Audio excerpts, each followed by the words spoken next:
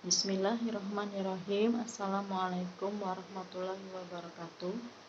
Perkenalkan, saya Intan Suharyati, SPDI dari Madrasah Tsanawiyah Negeri Bintan, Kepulauan Riau.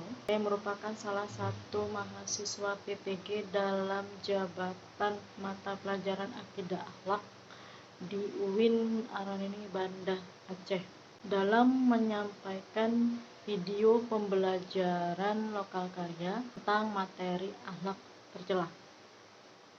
Ini adalah kompetensi dasarnya dan ini indikatornya berserta dengan tujuan pembelajarannya. Akhlak tercela atau akhlakul mazmumah yaitu segala tingkah laku yang tercela atau akhlak yang jahat, merupakan pengertian akhlak tercela. Dalam akhlak tercela terdapat beberapa jenis. Pertama, itu ada hasad, kedua ada dendam, ketiga ada ghibah, keempat ada fitnah, dan yang kelima ada namimah. Hasad berasal dari bahasa Arab, yaitu yasudul atau yasidu, yang berarti iri atau dengki. Dalam pengertiannya, hasad adalah penyakit hati yang tidak suka melihat orang lain mendapatkan nikmat dan berharap nikmat tersebut berpindah kepadanya.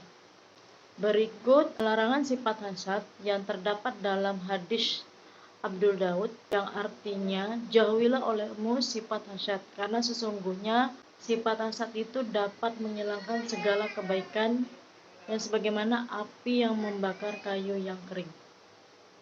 Ada tingkatan menurut hasad dari Imam Ghazali, yaitu keinginan agar suatu nikmat hilang dari orang lain, sekalipun nikmat tersebut tidak berpindah kepadanya. Ini adalah jenis hasad yang paling jelek. Kedua, tidak suka orang lain mendapat nikmat dan ingin menghilangkannya. Ketiga, keinginan memperoleh nikmat serupa yang dimiliki orang lain tanpa bermaksud atau berharap hilangnya nikmat itu kepada orang lain. Ingin nikmat seperti yang ada pada orang lain, tetapi jika keinginan tidak tercapai, ia tidak ingin agar nikmat yang ada orang lain itu sirna.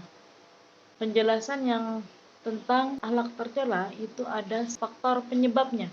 Faktor penyebab dari sifat hasad ini sikap sombong, hati kotor, ada permusuhan dan kebencian, terlalu cinta kedudukan atau jabatan, sakit hati atau keras hati, takut kehilangan kepentingannya, lebih mencintai hal sifat yang duniawi, lebih mencintai pangkat dan kedudukannya, dan kurang iman terhadap qada dan qadar. Selanjutnya, ada bahaya hasad.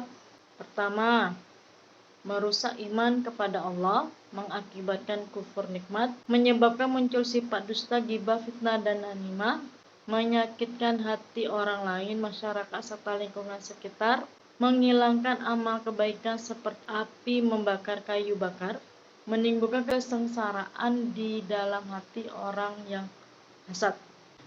Cara menghilangkan hasad, ini menanamkan sifat istiqomah dalam mengamalkan dalam Islam, mempertebal iman dan ketakwaan, saling memberikan peringatan dan kebaikan dan kesabaran, memperbanyak amal soleh dan akhlakul karimah, memperbanyak syukur terhadap nikmat yang telah Allah berikan, menyadari bahwa sifat hasad membawa dampak negatif dan berbahaya bagi diri sendiri dan orang lain. Selanjutnya, jenis akhlak tercela yang kedua, yakni dendam. Dendam artinya berkeinginan keras untuk membalas karena rasa marah atau benci. Ciri-ciri dendam: tidak pernah merasa tenang dalam menjalani hidup, mudah tersinggung, suka bersifat menyibukkan diri dengan perbuatan yang mubazir, suka berbuat melampaui batas. Akhlak tercela ketiga, ghibah. Ghibah adalah mengumpat atau menggunjing, merupakan suatu perbuatan atau tindakan yang membicarakan aib orang lain. di hadapan orang lain. Dalam Islam, perbuatan tersebut tercela dan bahkan merupakan dosa besar. Selanjutnya, yang keempat adalah fitnah. Fitnah itu merupakan tuduhan suatu perbuatan kepada orang lain, di mana sebenarnya tuduhan tersebut dilakukan dengan tuduhan. Perilaku tersebut merupakan fitnah. Fitnah terjadi karena ada beberapa hal sebagai berikut. Ada seperti penyakit hati, yakni sirik, angkuh, dengki, kikir, ucapan yang salah atau menyimpang dari sebenarnya, kebodohan. Akibat fitnah menimbulkan kesengsaraan, keresahan, memecahkan kebersamaan, tali silaturahmi, dapat menyelakai dan merugikan orang lain, dan merupakan tanda orang munafik yang masuk surga. Selanjutnya, akhlak tercela yang kelima, yaitu namimah. Namimah adalah suatu perilaku mengadu domba atau menyebarkan fitnah kepada orang lain, agar tujuannya mereka saling bermusuhan. Terdapat pada Quran surat Al-Qalam ayat 11. Sebab-sebab timbulnya sifat namimah: adanya perasaan tidak senang kepada orang lain yang dibicarakan atau yang diceritakan. Timbulnya dalam hati sifat dengki, iri hati kepada orang lain karena tidak senang melihat orang lain mendapatkan kesuksesan dan kebahagiaan. Mencari muka kepada orang lain agar dirinya bisa mendapat simpatik kepada orang lain. Gemar bicara berlebihan, omong kosong, serta bicara tentang hal-hal yang tidak benar yang disebarkan kepada orang lain. Selanjutnya ada akibat perilaku namimah. Merupakan suatu perbuatan yang tercela, dosanya sangat besar dan sangat dibenci oleh Allah Subhanahu wa Ta'ala. Namimah adalah suatu sifat yang digolongkan sebagai orang munafik karena mereka bermuka dua. Namimah dapat memutuskan tali silaturahmi atau hubungan persaudaraan.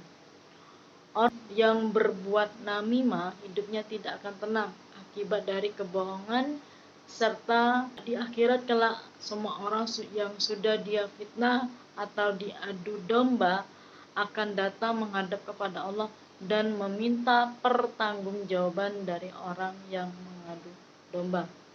Cara menghindari sifat namimah diantaranya menyadari akan bahaya yang timbul dari sifat namimah, menyadari bahwa namimah adalah suatu perbuatan dosa yang sangat besar. Harus pandai menyikapi dan meneliti kebenaran dari informasi yang didengar, menyadari bahwa diri kita juga tidak menyukai apabila ada orang lain mengadu domba.